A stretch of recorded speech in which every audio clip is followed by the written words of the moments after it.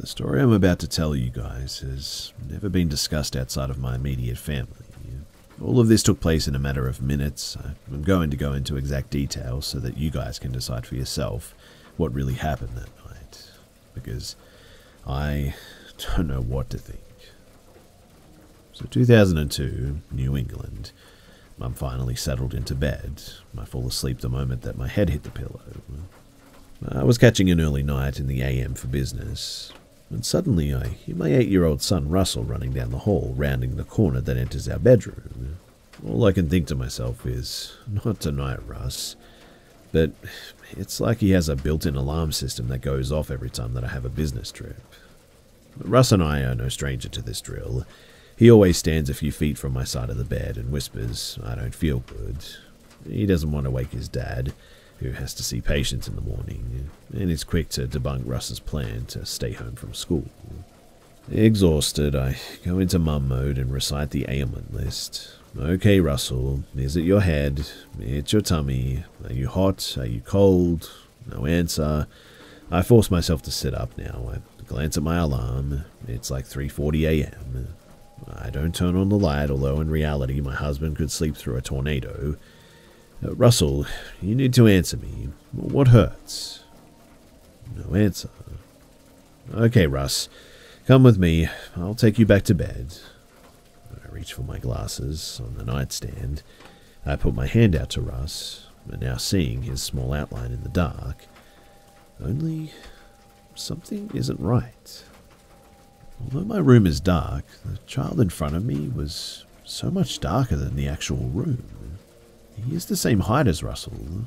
He's wearing the same red shorts and t-shirt that I helped Russ into at bedtime. But never have I seen a child so severely emaciated. His arms and legs look like thin spindles. He has no hair. I can't turn away from his hollowed-out eyes, and he seems to be looking nowhere.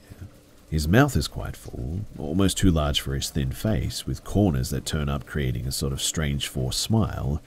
The high bridge of his nose reminded me of the profiles that you see in Egyptian hieroglyphs, and he looks as though he may be sleepwalking or lost. I'm deeply confused. Is this a friend Russell took home, or a child who somehow wandered into our home? Deeply confused. Is this a friend Russell took home, or a child who somehow wandered into our home? Keeping my eyes on him, I try to reach for my husband. I need to shake him awake, but he's at the very edge of our king-size bed, and I can't reach him without moving completely from my spot. And I can't bring myself to move an inch. So I call out to my husband. "Michael, wake up. Please, wake up. Somebody's in our house." He continues snoring. The child is perfectly still, and now looking directly at me. I lean forward to examine him more closely, and to my horror, I realize that this is not a child. Rocking side to side now on its thin feet, I can see that it's grinning. It kept making a sort of guttural sound, followed by a child's soft cry that sounded exactly like Russell's, yet its mouth never opened. Quickly tilting its head to one side as if trying to ask me a question, a low humming begins like the sound of a TV, and I'm trembling, but my rational brain tells me that this has to be a dream, a lucid dream. But how can I be dreaming if I'm sitting up like this? I can read the time on my clock. I see my nightstand, my bureau. I touch my face, my hands. I touch my eyes. They're definitely open. I now have no doubt that I'm awake, and the figure instantly starts to move again, stepping closer in a quick disjointed movement, as if it has a sort of severe curvature of the spine. It's too much for my brain to acknowledge. I've never been this frightened in my life, but I feel like I have to remain strong. I need to figure out what's going on here. It's slowly moving backwards, in the exact way that it moved forwards, but about 2 yards away now. I call out for Michael once more. He mumbles, but still in a deep sleep. And then, all of a sudden, the figure starts to dissipate, dissolving quickly into a sort of smoke that resembled a spider's web, spinning rapidly into one large smoke sculpture, forming into what looks like a hideous head of a creature. I would describe it as a dragon's head if I had to, that I had frequently seen in Asian architecture, but the low buzzing just became louder. The creature is looking directly at me now. I only remember its amber eyes that were sort of long, narrow slits, and then it charges directly at me as fast as lightning, and it hits my chest. I am then knocked flat on my back, rendering me breathless. Screaming at the top of my lungs now, I finally woke Michael, who jumped out of bed and turned the lights on. Russell came running in too, asking what the heck that us two were screaming about. I'm trying to sleep in case you forgot too, but Michael immediately understood that I was distraught. He picked up Russell, putting him at ease. "Mummy just had a bad dream," he said. "You know what that's like, Russ, don't you?" He put Russ back to bed and joked about Mummy being a big crybaby, and I heard Russell laughing and knew that he would be okay. Although I was pretty horrified that I had woken up my family like this in this disturbing way. Michael rushed back in quickly and closed our bedroom door. "Calm down, Marla. You're hysterical." I was completely filled with dread. "Michael, something was really in our room. I thought it was Russell, but it was something horrible. Not human. Marla, it was a bad dream, all right? I told you it was too soon to return to work. The effects of meningitis don't vanish overnight, you know. Many patients recovering have terrible hallucinations, especially creative people like you. Think of it as your brain rewiring, healing itself. Michael, I know you don't believe this, but I'm telling you, something physically knocked me down. I've never felt this way before in my entire life. Please, Michael, I wasn't dreaming. I need you to believe me." Michael returned soon and handed me a mild sedative. "Take another big sip of water, Marla. You're going to cancel your business trip, all right? It's obvious that you're too stressed. Your work can wait. All that really matters right now is that you're okay. Remember, you're Russell's mother and he's our first priority, right? You're his safe place and you can't continue to scare him with all of this. Russell was so upset while you're in the hospital. Please, let's not add to it, all right? I love you, Marla, and I promise that you'll be just fine. It's the healing process of your brain, all right? You definitely experienced a hallucination, and it's an unusual sleep disorder, but it happens. And look, I understand that it was frightening. It probably felt very real, but it was just a dream. Why don't you take Russell to the beach tomorrow and enjoy yourself and have some fun?" He kisses me and tucks me in, and I just can't shake the dread, the fear, and my heart was physically hurting at this point. I can't stop the tears. I know Michael is right. He's always been my voice of reason. No malice, no dishonesty. It's simply his need to fix things, to find solutions. It's just how he's wired, and in fact, it's why I love him. But I would be lying if I said that my life didn't change that night. And my belief system, my fear, will never be the same again after that.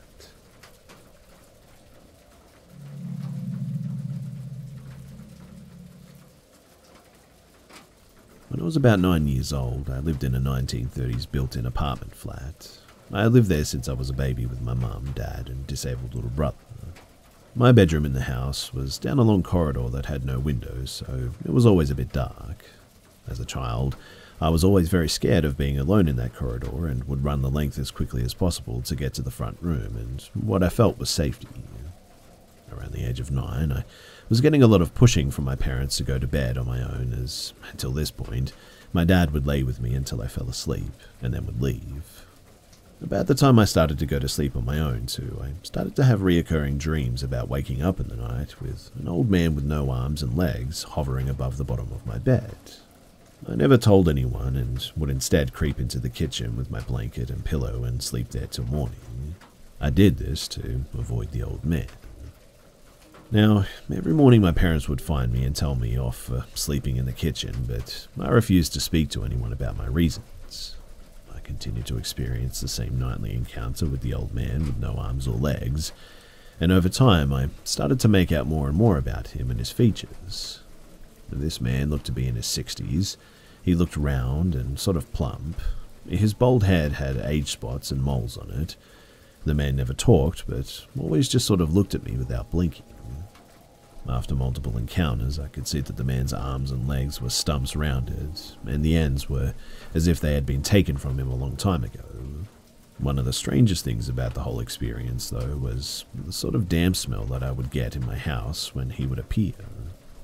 Anyway, a year and a bit of almost nightly encounters would start to gradually become once in a week and then once a month until it was once every so often with no frequency.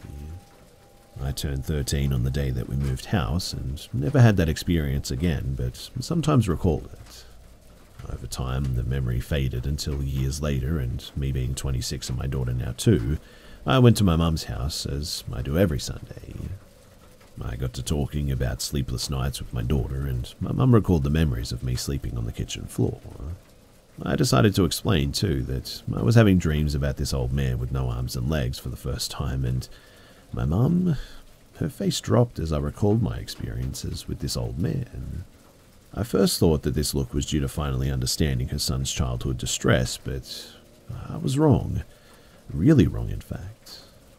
You see, my mum explained that the previous tenant was in fact an old man who had his arms and legs taken due to infections from diabetes. My mum had lived her whole life in that area and seen this man lots of times too, and from my description, my mum said that I had described the very same thing. I was horrified to say the least, but my mum continued and said that sometimes in the night she would wake up to a sort of old smell that she could only smell at night and would be gone in the morning. My mum put the smell down at the time to drains and other explainable things. She also explained how she would come into my room in the morning to find things moved around, but put this down to restless sleeping children playing with toys. I can tell you, though, that I never played with toys at night. I always pulled my cover over my head and made a breathe hole and just waited to be scared, tired, and alone for that old man to come my way.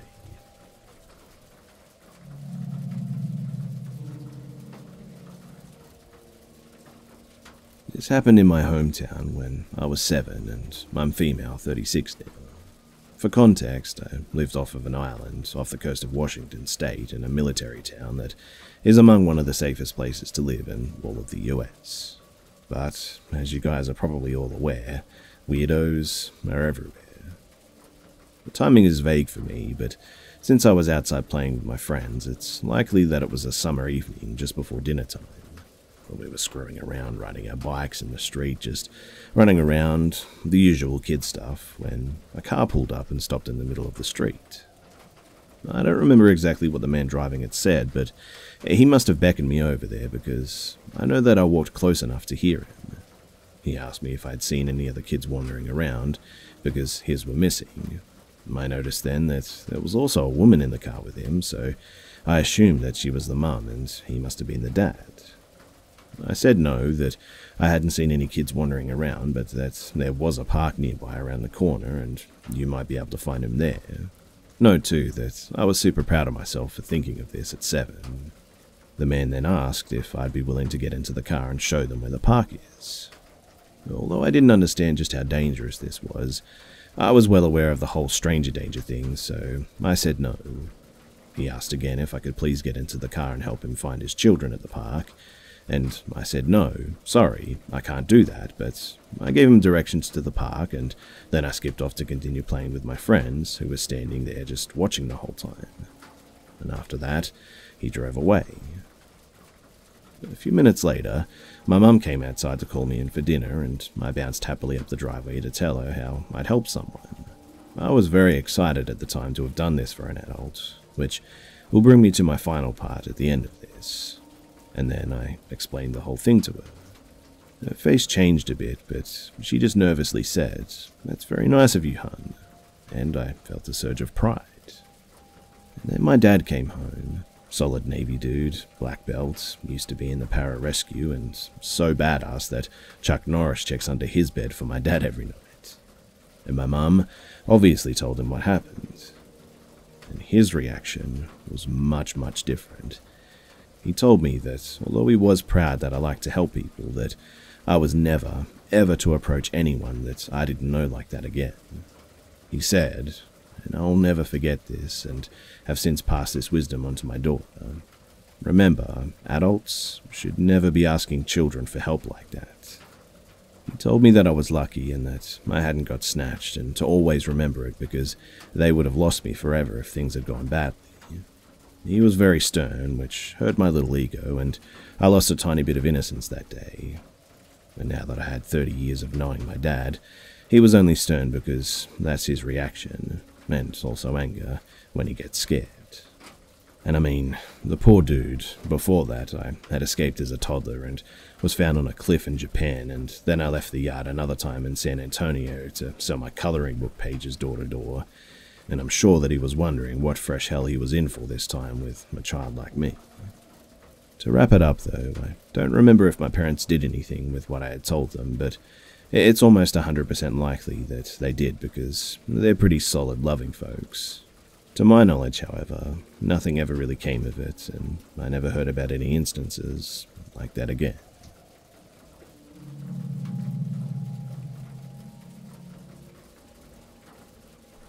I've decided to tell this story today because I know a lot of people have had similar experiences with weird or creepy host families, and know just how uncomfortable and awkward it is.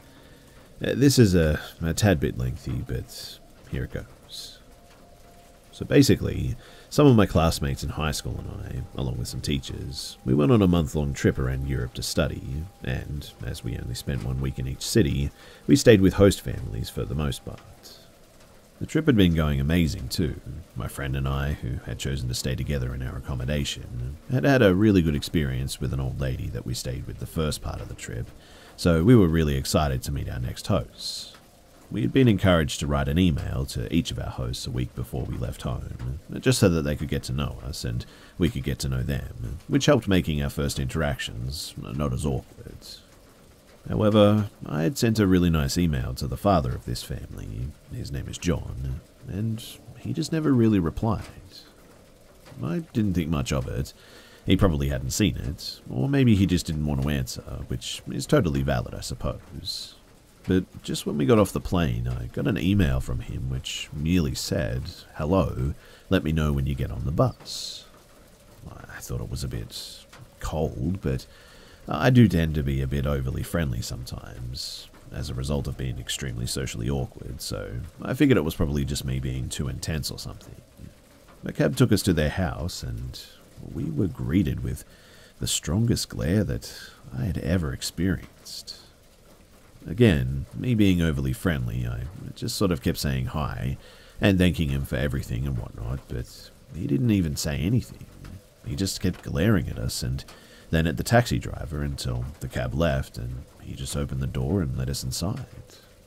Before he even said hi or even showed us around the house or anything, he made us stay in the narrow entrance and began telling us the rules of the house, which is normal, I suppose, but the way that he said it was very intimidating. Basically stating that we had to take extreme care of his house or we'd have to pay for anything and everything that we damaged, which, again, valid I suppose, but he didn't stop glaring at us like we had already broken something. He ordered us to take our shoes off and told us our room was on the 3rd floor, then he left, and so we had to carry our suitcases up the very, very tiny and narrow stairs, not even knowing where we were going because we obviously didn't know the house and he hadn't even showed us the way, but whatever, we thought. It's probably just the awkward introduction. But the awkwardness had only just started, to be honest. You see, we were called down for dinner and we sat waiting whilst he cooked for us and his daughters. He asked us which one of us was vegetarian. That's me. And after explaining how stupid and unhealthy I was for not eating meat, and how being a vegetarian would take 10 years off your life, he handed me a little bowl of literally 5 pieces of very small lettuce leaves. Again, kind of awkward, I know, but we wouldn't even have dinner at their house since the school that we were exchanging into covered our meals, something I'm still so glad about too. So, in the end, it was fine. He started asking some really specific private questions though, like, how much money have you brought? Where do you keep it so you don't lose it? And do you come from rich families? Which made us very uncomfortable, to say the least. So we just said we didn't know and tried to change the subject. He also ordered us to never speak Spanish, our mother tongue, whenever we were there, even if we were alone, inside or outside the house, which obviously we didn't do because, well, we speak Spanish.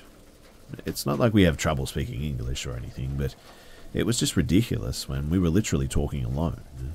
But whenever he would hear us talking in Spanish in our room, which I still don't know how he did, he'd come up and scold us for not conversing in English. Yes, he actually scolded us for not speaking in English.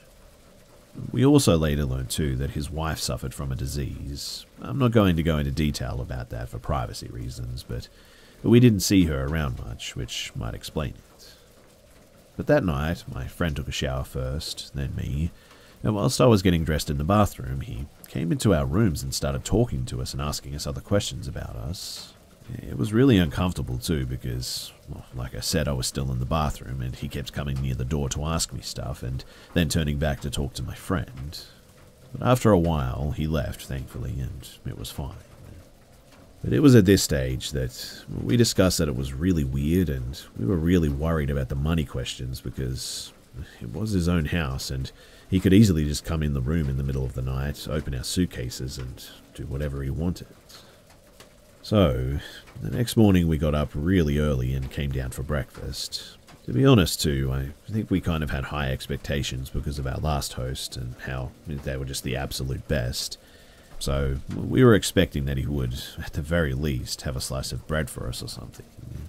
And yeah, he didn't. But that's not the bad part too. You see, whilst the whole family was eating at the table, he told us to go up and go through all the cabinets in the pantry, that there would surely be something to eat there. I honestly didn't feel comfortable with raiding through his family's kitchen while they were there just staring at me. My friend grabbed a banana at some stage because she didn't know what to do, and I said that I wasn't hungry, so in the end we just left and decided to no longer have breakfast at their house because it was just too awkward. And I know you must be thinking that I'm overreacting, but first of all, I didn't know these people, and it was so uncomfortable. Besides, my social anxiety, that didn't help at all too, and I just couldn't bear being there anymore. As I said though, since we had dinner at school, we didn't really spend a lot of time with them, so we really only showered there and slept there, and that was pretty much it. But somehow, in the little time that we were at that house, he always found a way to make us feel more and more out of place. Like, we had to let him know via text when we were coming home, and I'd always be polite, but also friendly, so I would just say, "Hi John, we're 5 minutes away." Always with a little exclamation mark to seem nice, I guess. But the second night we arrived home, and as we went through the front door, he came stomping his way towards us, absolutely furious, like he was about to punch a wall, and he started yelling at me, telling me to never ever text him or any adult like that again. I was so incredibly confused and scared, like, what did I even send him? He pulled out his phone and made me read out loud that message. He said normal people do not text like that it was very disrespectful, and proceeded to show the text to everyone around the house and asking them what they thought of this, and if anyone had ever texted them like this, and he was so angry about an exclamation mark. I was living inside, absolutely at the verge of tears and at the point of leaving the house. And in the end, I just said sorry and went to our room. He then came up smiling like nothing had happened and had the absolute audacity to ask, "Have you brought any gifts for us?" We had, mind you, we had brought them a beautiful picture frame and lots of sweets from our country. We had spent a lot of money on them too, and we handed it out to them. He was acting like a little kid at Christmas, but when he opened them, he looked at them like we had given him a bag of trash. "This is it?" he asked, frowning. "I thought it was going to be something better. I figured, since we're letting you stay in our home. But I guess it's fine. Thanks." And then he left the room disappointed.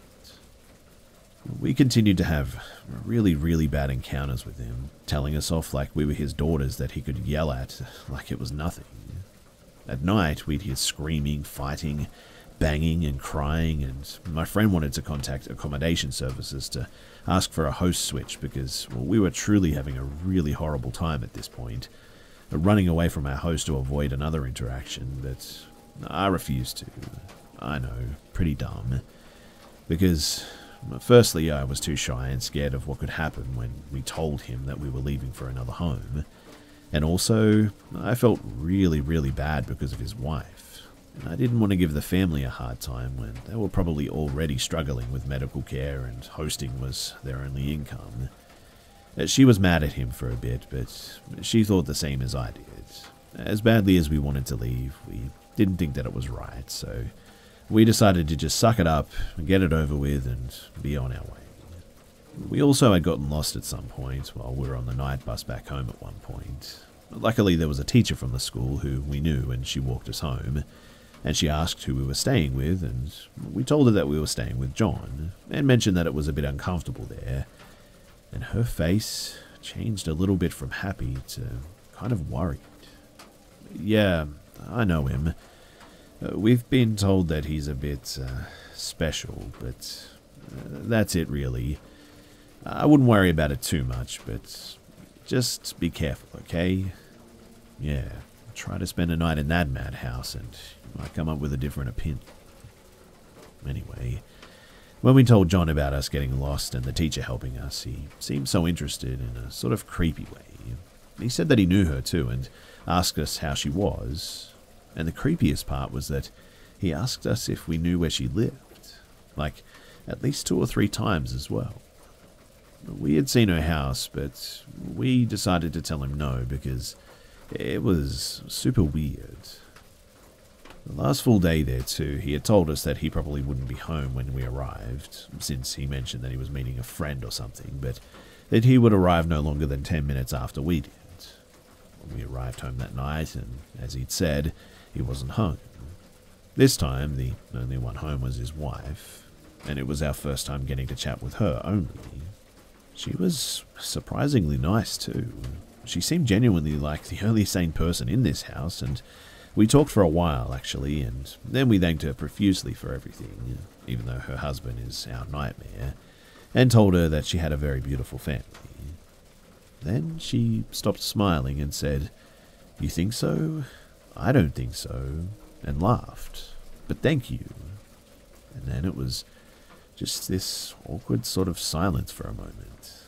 For about 30 seconds, I think, in fact. Neither of us knew what to say to respond to that, so after a bit we just sort of nervously laughed and said goodnight and went to bed.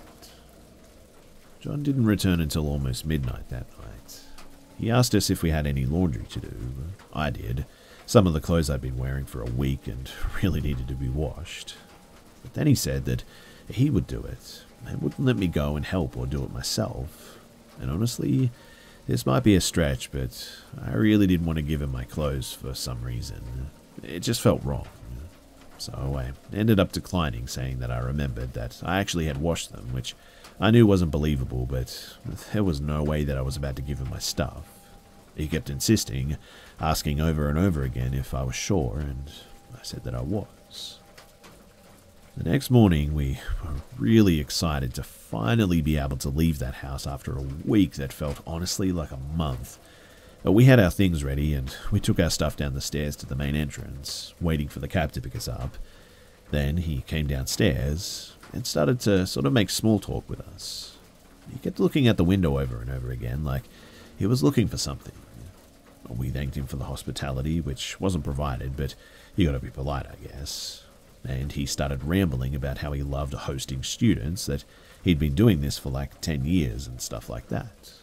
And then he started saying weird stuff like, "But you have to be careful because you don't know who you could be staying with. There's some crazy people out there, you know." And I swear to you that I was about to escape, getting ready to run, and then the cab arrived, finally. And he started suddenly acting super nice and happy, like we had the greatest relationship. He hugged my friend, and then he went to hug me. I sort of reluctantly hugged him back for a second, and then we went out the door. As soon as I stepped out of that house, he slammed the door shut so loudly Even the cab driver looked scared. He glared at us through the little window while we got in the cab and drove off, and I've never been so relieved in my life to leave a place. It was honestly like a huge weight being pulled off my shoulders, and you can bet that I blocked that number so quickly, glad that I would never have to see them again in my life. Now, I understand that families have their issues, but that man was absolutely terrifying. Even though I'm really thankful that I had at least a place to shower and sleep for a week, I'm sorry for anyone that has had to stay with him in over these 10 years of hosting, or may have to stay with him in the future. I guess the moral of the story is, don't be like me. If you feel uncomfortable, then you should leave. No one's going to be mad at you. I guess that I'm lucky that nothing more than the overall weirdness and verbal abuse happened to me, but there's tons of cases in which these stories take a much darker turn, and it is truly better to be safe than sorry.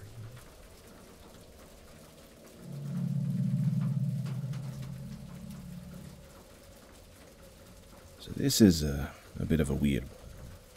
Years ago, I worked in a supermarket in a small town. It was a pretty hellish place to work, so many of the employees banded together and were really friendly with each other. One of my co-workers, Ben, wasn't the kind of guy that I would usually be friends with, but he was pretty funny in a kind of quirky, offbeat kind of way, and he helped make the day go faster, so it was good. He and I were still friendly with each other, and when I left for an office job, he hugged me goodbye on my last day. Cut to several years later, one of mine and Ben's mutual friends posted an article on Facebook and said, "I can't believe I used to be friends with this piece of shit." I read the article and my stomach just turned cold. It was a news story about how Ben had gone to prison for aggressively murdering his infant son and then tried to cover up what he had done. I was pretty disturbed and couldn't believe that I had once been friendly with someone who could do such a thing. Even more years passed and I moved to a different county and a different job. I now work in an office that has a warehouse attached. I work in the office, but the warehouse has a really high turnover. People leave or are fired, get hired all the time. And one day I hear the office door open, and the guy says that he's come to start working in the warehouse. It's the first day, and I look over my shoulder. To my horror, I realize this guy could be Ben. He looks older and rougher than the last time that I saw him, but it could definitely be him. I ask for the new guy's name, and yep, it's Ben. I didn't want to spread gossip or start a panic or anything, but I felt that I had to say something. Many of the office employees bring their children to work some days, and even though I doubt Ben is now in the business of just killing random children, how do I know what he is or isn't capable of? I spoke to the warehouse manager, who was horrified to learn the truth. I showed him the article about what Ben had done, and the warehouse manager told me that Ben had lied in his application and said that he had no criminal convictions. He was fired immediately and was escorted out of the office.